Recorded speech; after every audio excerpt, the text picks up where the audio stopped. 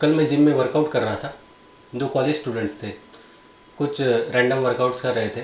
मेरे पूछने के बाद उन्होंने बताया कि वो जिम बिगिनर्स हैं, उन्होंने अभी अभी जिम ज्वाइन किया है और उन्हें पता ही नहीं है कि वर्कआउट कैसे करना है। तो आज इस वीडियो में हम डिस्कस करेंगे वो 10 टिप्स जो आपको आपकी फ़िटनेस जर्नी में आपके गोल्स अचीव करने के लिए आपको हेल्प करेंगी। तो चलिए शुरू करते हैं। Tip number 1, gym bag. जब भी आप जिम में वर्कआउट के लिए जाते हैं तो हमेशा अपने साथ एक जिम बैग कैरी करिए, जिसमें एक नैपकिन या स्मॉल टॉवल हो। नैपकिन आपकी पर्सनल हाइजीन के लिए इम्पॉर्टेंट होता है। जब भी हम वर्कआउट करते हैं तो बहुत ज़्यादा स्वेट करते हैं, तो वो स्वेट वाइप आउट करने के लिए एक नैपकिन या स्मॉल टॉवल हमेशा कैरी करिए।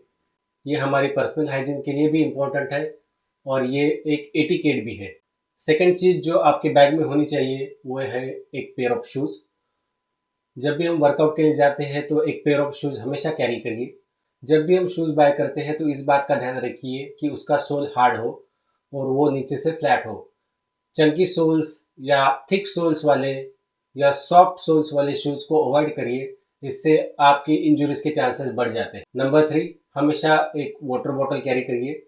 जब भी हम इंटेंस वर्कआउट करते हैं तो बहुत ज़्यादा स्वेट करते हैं, तो हमें डिहाइड्रेशन से प्रिवेंट करने के लिए बीच बीच में पानी पीते रहना चाहिए। इसके लिए हमेशा एक वाटर बॉटल अपने साथ कैरी करिए। नंबर 4, ये ऑप्शनल है। अगर आप म्यूज़िक सुनते सुनते वर्कआउट करना पसंद करते हैं तो एक हेडसेट अपने साथ कैरी कर सकते हैं। Tip number 2, warm up. Recently social media पे एक ट्रेंड आया है कि हमें वर्कआउट से पहले वार्म अप करने की ज़रूरत नहीं है, बट ऐसा आपको बिल्कुल नहीं करना है। जितनी भी स्टडीज़ वार्म अप पे हुई है, मोस्ट ऑफ द स्टडीज़ में ये देखा गया है कि वर्कआउट से पहले वार्म अप करने से आप इंजरीज को प्रिवेंट कर सकते हैं। वार्म अप दो तरीके का होता है, एक होता है एक्टिविटी स्पेसिफिक वार्म अप और एक होता है dynamic warm up. Activity specific warm up में हम जिस भी मसल ग्रुप का वर्कआउट करने वाले होते हैं, उस मसल ग्रुप के हम लाइट वेट से कुछ सेट्स लगाते हैं, उसे एक्टिविटी स्पेसिफिक वार्म अप कहते हैं। डायनामिक वार्म अप में हम 5 से 10 मिनट के लिए कोई कार्डियक एक्टिविटी करते हैं, जैसे साइकिलिंग या जॉगिंग या वॉकिंग। वार्म अप से हम अपनी बॉडी को मेंटली और फिजिकली प्रिपेयर करते हैं हेवी एक्टिविटी के लिए। वार्म अप से हमारा हार्ट रेट बढ़ता है, जिससे मसल को ऑक्सीजन की डिलीवरी अच्छे से होती है। वार्म अप से नर्व और मसल का कनेक्शन एस्टेब्लिश हो जाता है। वार्म अप आपको आपकी मोबिलिटी इंप्रूव करने के लिए और मसल स्टिफनेस कम करने के लिए हेल्प करता है। Tip number 3, keep hydrating. वैसे तो हमें दिन भर में पानी पीते रहना चाहिए, लेकिन हम जब भी वर्कआउट करते हैं तो हमारी बॉडी स्वेट के थ्रू, हमारे रेस्पिरेशन के थ्रू बहुत ज़्यादा वाटर लूज कर देती है। तो वर्कआउट के बीच बीच में थोड़ा थोड़ा पानी पीते रहिए और अपनी बॉडी को हाइड्रेट करते रहिए। हाइड्रेशन से हम डिहाइड्रेशन को प्रिवेंट करते हैं। अगर हम अपनी बॉडी को हाइड्रेट करते रहते हैं तो हम डिहाइड्रेशन से होने वाली कॉम्प्लिकेशंस जैसे मसल क्रैम्प को प्रिवेंट कर सकते हैं। बीच बीच में पानी पीते रहने से हम अपने बॉडी का टेम्परेचर भी रेगुलेट करते रहते हैं। हाइड्रेशन से हमारा परफॉर्मेंस जिम में इम्प्रूव होता है और हाइड्रेशन से पोस्ट वर्कआउट रिकवरी भी अच्छे से होती है। Tip number 4, choose good training programme. As a beginner initial 1 to 2 weeks आपको होल बॉडी एक्सरसाइजेस ही करने हैं। जैसे जैसे आप वर्कआउट को यूज टू हो जाते हैं, आप अपने वर्कआउट में स्प्लिट्स यूज कर सकते हैं, जैसे होल बॉडी वर्कआउट हो गया या ब्रो स्प्लिट्स हो गया या upper body lower body workout हो गया। ये वर्कआउट स्प्लिट्स आप अपने वर्कआउट शेड्यूल में इनकॉर्पोरेट कर सकते हैं। इनिशियल डेज में लाइट वेट से स्टार्ट करिए, अपने फॉर्म एंड टेक्निक पे ज़्यादा फोकस करिए। जैसे जैसे आप अपना फॉर्म और टेक्निक इम्प्रूव करते जाते हैं, वैसे वैसे हेवी वेट्स अपने वर्कआउट ट्रेनिंग में इनकॉर्पोरेट करते रहिए। ईच मसल ग्रुप की 3 से 4 सेट्स, 8 से 12 रिपीटेशंस आपके लिए सफिशिएंट है। और जैसे जैसे आपका वर्कआउट का एक्सपीरियंस बढ़ता जाता है, आप अपने वर्कआउट रूटीन में प्रोग्रेसिव ओवरलोड का यूज़ करिए। Tip number 5, time of workout. वैसे तो आप दिन में कभी भी वर्कआउट कर सकते हैं। रिसेंटली मैंने एक वीडियो देखा था जिसमें कहा था कि आपको इवनिंग के बाद वर्कआउट नहीं करना चाहिए, इवनिंग के बाद आपको अपनी बॉडी को ज़्यादा स्ट्रेस नहीं देना चाहिए। बट ऐसा बिल्कुल नहीं है। आप आपकी कन्वीनियंस के हिसाब से कभी भी वर्कआउट कर सकते हैं। अगर आप कॉलेज स्टूडेंट हैं या वर्किंग प्रोफेशन है तो कॉलेज जाने से पहले या ऑफिस जाने से पहले या कॉलेज से आने के बाद या ऑफिस से आने के बाद आप वर्कआउट कर सकते हैं। अगर हम साइंस की बात करते हैं तो आफ्टरनून में 12 से 2 के बीच का टाइम ये ऑप्टिमल टाइम होता है वर्कआउट के लिए, क्योंकि उसी बीच में टेस्टोस्टेरोन का लेवल हाई होता है। तो 12 से 2 के बीच का टाइम एक ऑप्टिमल टाइम होता है वर्कआउट के लिए। But as a working profession, as a student, सबके लिए ये टाइम फिजिबल नहीं होता है। तो आपके कन्वीनियंस के हिसाब से आप कभी भी वर्कआउट कर सकते हैं, चाहे मॉर्निंग हो या evening.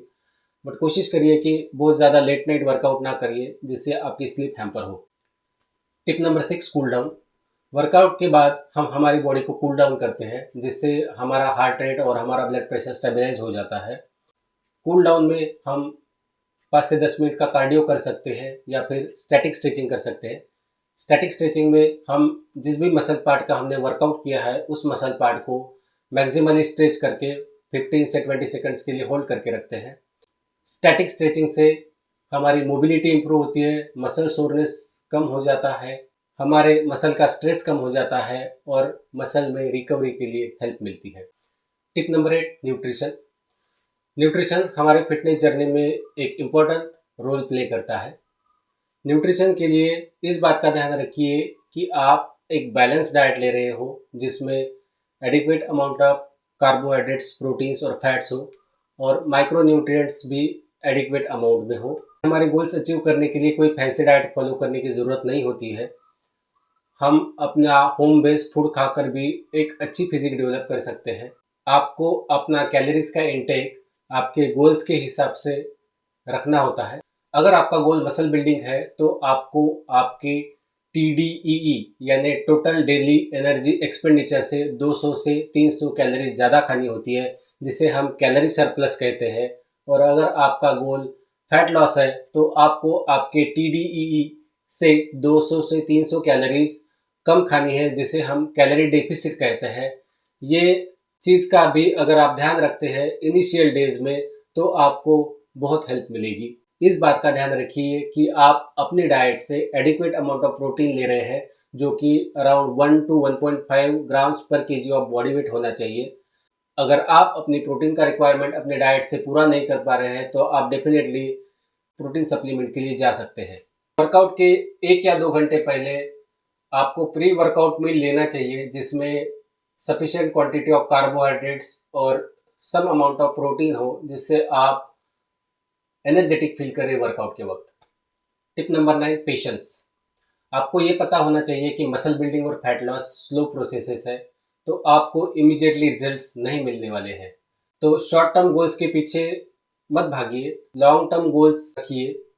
Be patient, body is not built in a day. अगर आपको आपके गोल्स अचीव करने हैं तो आपको पेशेंस रखना बहुत ज़रूरी है। Tip number 10, consistency. मैंने देखा है बहुत से लोग जो जिम ज्वाइन करते हैं लेकिन कुछ दिनों बाद छोड़ देते हैं। अगर आप कंसिस्टेंट नहीं रहते हैं तो आपको रिजल्ट्स नहीं मिलेंगे।